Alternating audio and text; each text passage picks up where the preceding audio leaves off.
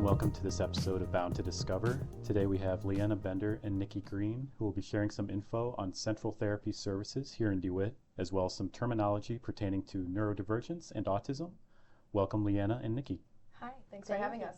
You're welcome. Yes, thank you for coming. First question, what is your title or titles and background? Have you always been in this area of work? My name is Leanna Bender, and I am the owner and founder of Central Therapy Services. I am a speech-language pathologist, and I've been working in the field since 2014. And I'm Niki Green. I'm an occupational therapist, and I have been an OT since 2016. I worked in the school setting for the AEA for many years before switching over to the outpatient private practice setting. Awesome. What is Central Therapy Services, and what was the inspiration? How did it begin? Central Therapy Services is primarily a pediatric speech and occupational therapy clinic. We provide services in our office, in patient homes, and in the community settings like daycare facilities or even at the library. Prior to this, I worked in a variety of settings before I started the business, including schools, skilled nursing facilities, inpatient hospital, and outpatient clinics. I did travel therapy for a few rotations where you go to a different location for 13 weeks around the United States. One of these rotations was in Oregon, working for an educational school district, which is similar to our AAs here in Iowa. And there I saw children for services in their homes or at daycares, as Oregon did not have a traditional preschool setting. So that was kind of cool. And so while I was working out there, I was thinking back to my outpatient experiences where families had difficulty bringing their kids to the clinic due to work schedules, having other kids that might not be able to sit in a waiting room for 30 minutes, having maybe not enough money for gas to get to our clinic. Yeah. So I began wondering if this model of providing services in homes or daycares could work in Iowa. And soon after, my husband and I were laid off of these jobs in Oregon due to COVID hitting. So during that time, after coming back to Iowa, I was able to research the feasibility of my idea and come up with a business plan, and that's how Central Therapy Services came to be. Awesome. Yeah, that's interesting that you said the AEAs work similarly in Yes. Iowa and Oregon. Yep. Cool. Okay. Yep.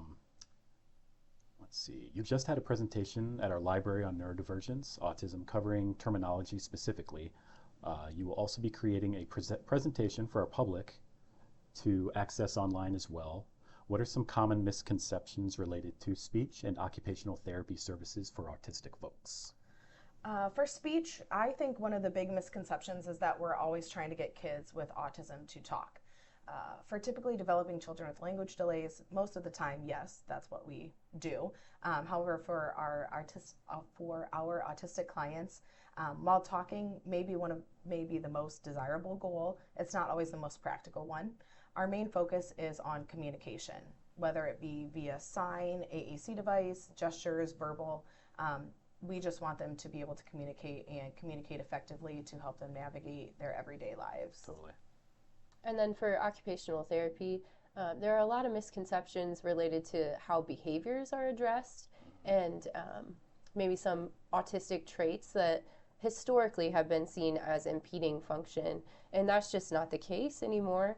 Behavior is communication, and that's how it's addressed in occupational therapy.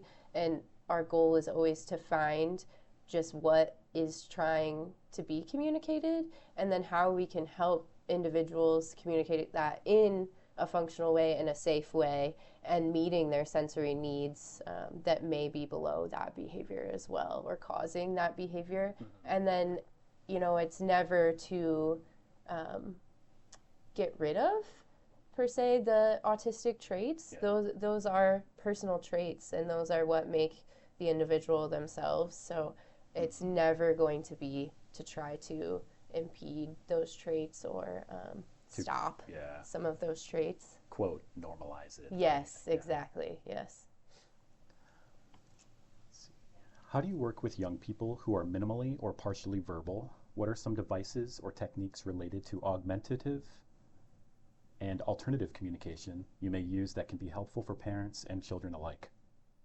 So for our population that uses or is beginning to use an AAC device, Typically, it looks like a lot of modeling from the SLP. We aren't expecting the children to pick up a device and start combining words immediately. There are a lot of steps to using an AAC device, from as simple as just even attending to the device, looking at the device, wanting to touch the device, having them carry the device with them from one room to the next, or even be able to turn the device on and off, even navigating to different pages of words within their device, and or being able to clear a message from their screen after it's been spoken aloud. It's definitely not an overnight process, but once kids get the hang of it, many make progress pretty quickly. Yeah, and I mean, sooner I mean, that's the, I guess, how old do you start? We have a lot of kids we're seeing right now that are 2 years old that we have starting with the device. Yeah. Early intervention is huge in both of our fields. The earlier the better, whether it be for introducing the AAC device, or even for maybe a typically developing child that's having some language delays. Just the sooner the better. The earlier we can get those intervention processes started, the better outcomes are research-based say that, the sooner the better. Excellent. What makes a person eligible for speech and occupational therapy services? So for speech, we have a really diverse field when it comes to who we can see for services. We can see anything from traumatic brain injury, stroke, swallowing difficulties, even accent modification. Then for our pediatric populations, we're focusing primarily on the communication piece, whether that be a lack of verbal spoken language, a lack of understanding of language, like following directions, for example. We can also work with kids that are unintelligible or not as intelligible as they should be when speaking due to articulation errors, like saying tat for cat, thumb for thumb, or cool for school, for just a few examples. We also, along with occupational therapy, have some overlap in the feeding domain. So Niki and I provide group feeding services to address children that may have motor or sensory issues that lead to picky eating. Ah, gotcha. Yes. Yep. And then for occupational therapy, I mean, simply put, the name occupational therapy means that we address the occupations of the human. So for children, their main occupation is play. And then, of course, eating, sleeping, learning, and then the self-cares. So if there are any skill deficits that impact those occupations, then they would qualify for services. Excellent. What are some services and supports you provide that the general public may be unaware of?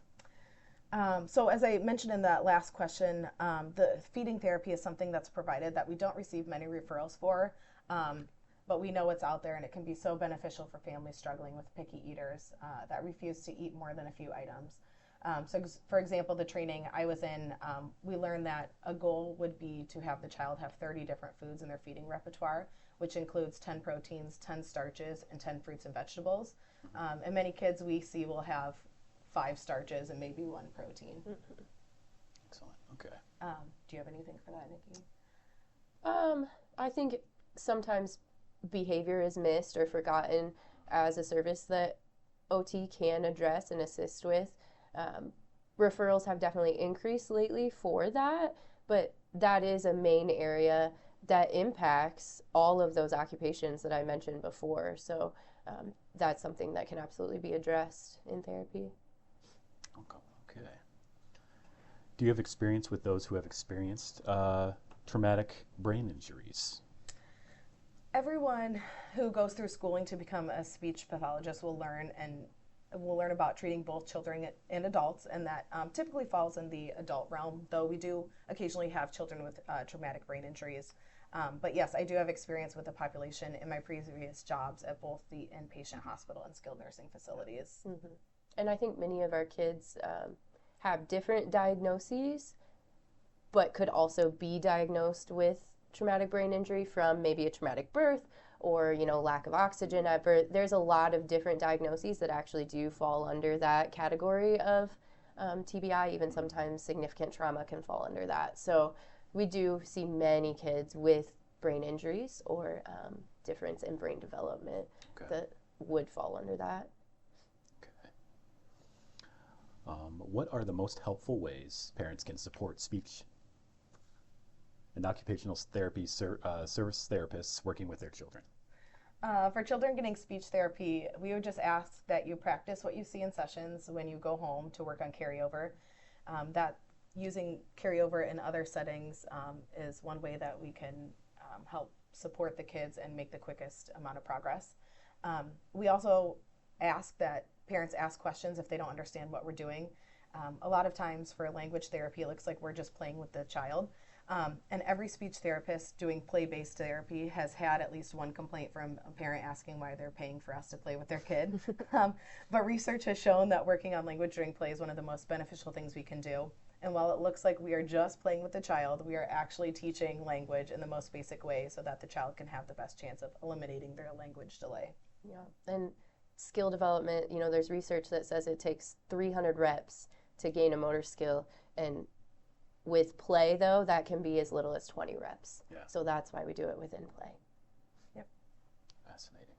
And as far as occupational therapy goes, pretty much the same thing, doing any sort of exercise or activity or strategy at home that has been modeled in the session. And depending on the kid, sometimes it's most beneficial to have the parents present throughout the session to see what we're doing, but sometimes kids do best when their parents aren't present either. So just being open with your therapist and communicating what you as the parent need to learn. What do you need to be there to learn, even if it might not be the best setting for your child at the moment? Or are you okay with a summary at the end? Can you take that brief 30-second summary and then carry it over? So it's just important to communicate with your therapist and what helps you best. Absolutely. Excellent. All right. Well, that concludes our episode today. Thank you very much to Niki and to Leanna for coming in today. Thanks for having us. Thank you. You're welcome. Thanks.